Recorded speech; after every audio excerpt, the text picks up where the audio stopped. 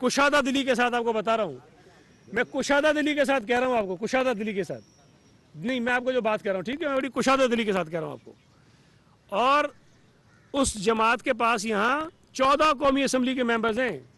Peoples party के पास पहले 3 थे, अब 4 हैं। सूबाई असम्बली के मेंबर्स हमारे 7 हैं और हमें वो कराची में किसी गिनती में नहीं लेते हैं। हमने इस बाग जिनाब को एक मरतबा नहीं कई मरतबा भरा है। और हमारा जब जलसा होता है तो जलसा पंडाल में नहीं हो रहा होता, जलसा पंडाल के बाहर सड़कों पर भी हो रहा होता है। इतना बड़ा मजमा उन जलसों में मौजूद होता है। तो जलसा तो इतना कोई इनका ख़ास कामयाब नहीं था।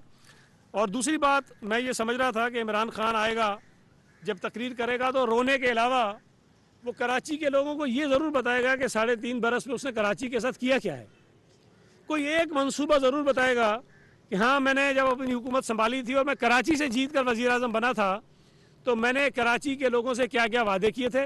और ये एक मंसूबा है जो मैंने अपने दौर में शुरू किया और जिसको मैंने मुकम्मल किया है।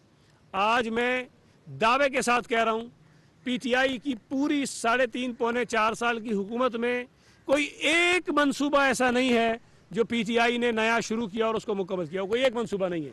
हाँ, किसी गली में गटर के ढक्कन लगा दिए उसका मैं नहीं कह सकता, किसी गली के अंदर कोई वो टाइल्स लगा दिए उसका मैं नहीं कह सकता, कोई छोटी मोटी गलियों में कहीं कारपेटिंग करवा दी उसका मैं नहीं कह सकता, लेकिन कराची शहर का कोई एक बड़ा मंसूबा पीटीआई की हुकूमत ने नहीं दिया है।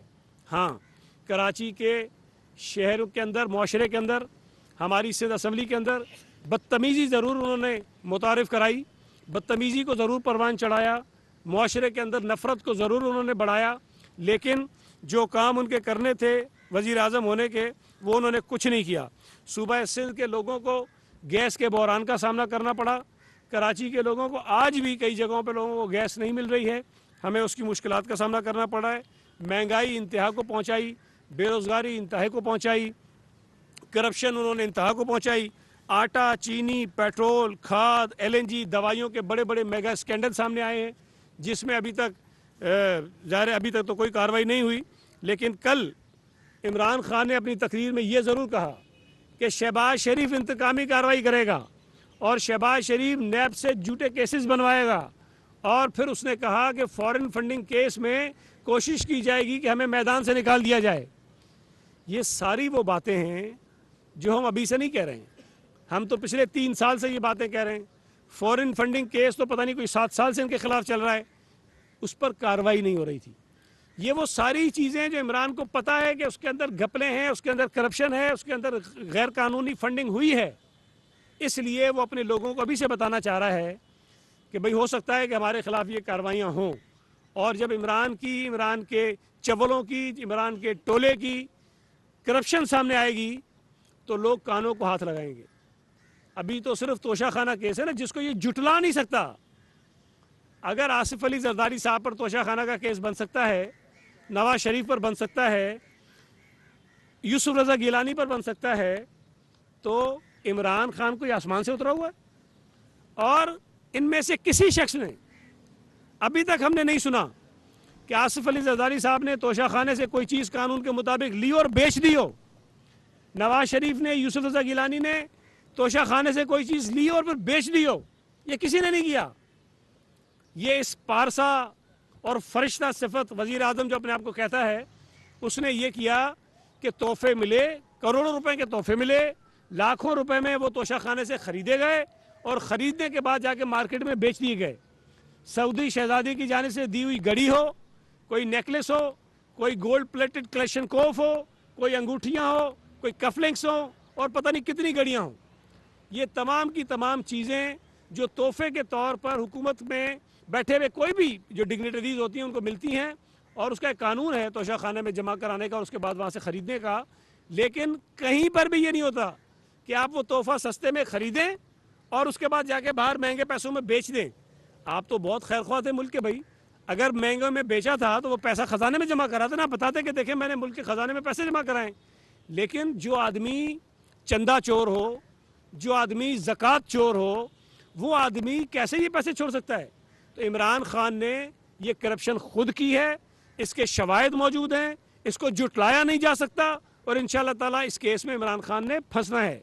इसके साथ साथ एक और जो नया गठजोड़ है, फराह गोगी और इमरान न्याजी गठजोड़, ये गठजोड़ के किस्से जब सामने आएंगे तब भी लोगों के होश ठिकाने आ जाएंगे कि वो पैसा जो फराग गोगी और उसका मियाँ लेता था, वो पैसा किस तरह बनी गाला जाता था और वो पैसा कहाँ कहाँ पर इस्तेमाल हुआ है।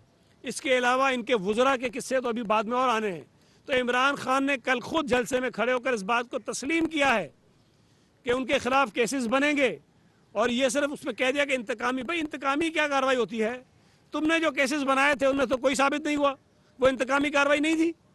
और अगर तुम्हारे खिलाफ कोई केस बनेगा तो इंतकामी कार्रवाई हो जाएगी, ठीक है। अगर झूठे होंगे तो गलत साबित हो जाएंगे। लेकिन अदालतों का सामना तुम उसी तरह करो जिस तरह तुम कहते थे। इमरान खान खुद ये कहता था कि इसराइल के वजीर आजम को कोई तोहफा मिला और इसराइल की पुलिस उससे तहकीकात कर रही है। अगर इसराइल के वजीर आजम को तोहफा मिले और इसराइल की पुलिस उससे तहकीकात करे तो तुम फख्र से बताते हो, और पाकिस्तान के वजीर आजम को तोहफा मिले और वो तोहफा बेच दे और वो पैसे हड़प कर जाए और वो अपने टैक्स रिटर्न्स में भी जाहिर ना करे, और आप कहते हो मुझसे कोई ना पूछे, और अगर कोई मुझसे पूछेगा तो इंतकामी कार्रवाई है। इमरान खान की पार्टी पाकिस्तान की वाहिद जमात है जिसको यहूदियों ने फंड किया है, जिसको भारतीयों ने फंड किया है। ये रिकॉर्ड पर चीज़ें हैं। और अब वो लोगों को बता रहा है कि फॉरेन फंडिंग केस में हमारी पार्टी के शायद आउट कर दिया जाएगा। पाकिस्तान के कानून के मुताबिक कोई जमात बैरूनी फंडिंग नहीं ले सकती, और तुमने बैरूनी फंडिंग नहीं ली है, तुमने यहूदियों की फंडिंग ली है, और तुमने उस पैसे पर अपनी पार्टी को चलाया है, उस पैसे पर तुमने इलेक्शन लड़े हैं, उस पैसे पर तुमने इलेक्शन जीते हैं। और उसके साथ साथ एक आरिफ नकवी साहब हैं जो पकड़े गए आज से 3 साल पहले, लंदन में थे, अब वो वापस अमेरिका जा रहे हैं, और उन्होंने बहुत सारे दुनिया के अमीर तरीन लोगों से अरबों डॉलर्स जो हैं, अरबों डॉलर्स वो पैसे लिए थे, मुख्तलिफ वादे करके, बातें करके। वो पैसा पीटीआई के ऊपर लगा है, वो पैसा इमरान खान के ऊपर लगा है। जब अमेरिका में इस बात की तहकीकात होगी तो यकीनी तौर पर इमरान खान की भी तहकीकात होंगी। और ये जो एंटी अमेरिकन स्लोगन उसने शुरू किया है अभी से, उसका मकसद ये है कि जब अमेरिका इसको बुला के पूछगिछ करे तो कहेगा देखो जी मुझे हुकूमत से भी निकाल दिया और मुझसे अब सवाल जवाब भी कर रहे हैं। तुमने गैर कानूनी तौर पर लोगों से पैसे लिए हैं भाई, तुमने पाकिस्तान के कानून के मुताबिक जुर्म किया है, तुमने अमेरिकी कानून के मुताबिक जुर्म किया है, लिहाजा उसकी सज़ा जो है वो तुम्हें ज़रूर मिलनी चाहिए। ये बड़ी अजीब बात है कि जिन जमातों को इस मुल्क के लोगों ने 18 के इलेक्शन में जो मुतनाज़ा था, 18 का मुतनाज़ा इलेक्शन जो है, उसमें वो जमातें जो आज हुकूमत में हैं उनको 70% वोट पड़ा है, 70% वोट उनको पड़ा है, और पीटीआई को 28% वोट पड़ा है। 28% वोट लेने वाली जमात 70% वोट लेने वाली जमातों को गद्दारी के सर्टिफिकेट बांटता फिर रहा है। 70%। जिन अदालतों ने फैसले किए आइन के मुताबिक किए वो भी अमेरिका से मिले हुए हैं। जो मीडिया आइन के मुताबिक बात कर रही है, कानून के मुताबिक बात कर रही है, तुम्हारी अना और हटदर्मी के खिलाफ बात कर रही है, वो भी अमेरिकी एजेंट है। अगर पाक फौज का डीजी ISPR आके खड़े होकर कहता है कि भाई तुमने जो कहा है वो गलत है, कहीं पर भी जो नेशनल सिक्योरिटी कमेटी की मीटिंग हुई उसमें अमेरिकी साजिश का तस्करा नहीं है, कहीं पर ये बात सामने नहीं आई कि ये जो वोट ऑफ नो कॉन्फिडेंस आया है उसके पीछे किसी बैरूनी ताकत का हाथ है, तुमने कह दिया वो भी गलत कह रहे हैं। अब फौज भी गलत, अदलिया भी गलत, मीडिया भी गलत, सारी सियासी जमातें भी गलत, 70% पाकिस्तानी भी गलत, और एक मुहिब वतन है इमरान खान, और वही जिसको सर्टिफिकेट देगा वही मुहिब वतन है, बाकी सारे गद्दार हैं। इमरान खान को इस तरह हम गद्दारी के सर्टिफिकेट बांटने नहीं देंगे। इंशाअल्लाह ताला अल्लाह ने चाहा तो ये वक्त साबित करेगा कि डॉक्टर इसरार ने जो बातें कही थी वो दुरुस्त थी, हकीम मोहम्मद सईद ने जो बातें कही थी वो दुरुस्त थी, इसलिए कि इस मुल्क के लिए इस वक्त जो सबसे बड़ा खतरा है वो इमरान खान है। इस वक्त इस मुल्क के निज़ाम के लिए सबसे बड़ा जो खतरा है वो इमरान खान है। इस वक्त इस मुल्क के आइन के लिए, इदारों के लिए, अमन व अमान के लिए जो सबसे बड़ा खतरा है वो इमरान खान है। इस वक्त इस मुल्क के जो बैनुल अक़वामी ताल्लुकात हैं उसके लिए जो सबसे बड़ा खतरा है वो इमरान खान है। अगर ये तमाम खतरात जिनका मैं तस्करा कर रहा हूँ और वो इमरान की वजह से इस मुल्क को उनका सामना करना पड़ा हो, तो सिक्योरिटी थ्रेट और मुल्क दुश्मन और क्या होता है? मैं एक सियासी वर्कर हूं, आइन और कानून को मानने वाला हूं। मैं ये समझता हूं कि आइन शिकन से बड़ा कोई मुल्क दुश्मन नहीं होता।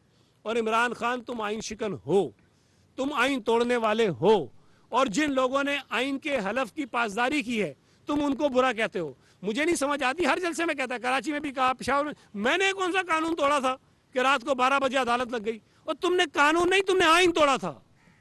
तुमने सुप्रीम कोर्ट के फैसले को मानने से इनकार किया था, इसलिए तुम्हारे खिलाफ ये हुआ। मैं तो कहता हूं सिर्फ अदालत खुलनी नहीं चाहिए, अदालत के कटेरे में इसको घसीट कर लेकर जाना चाहिए।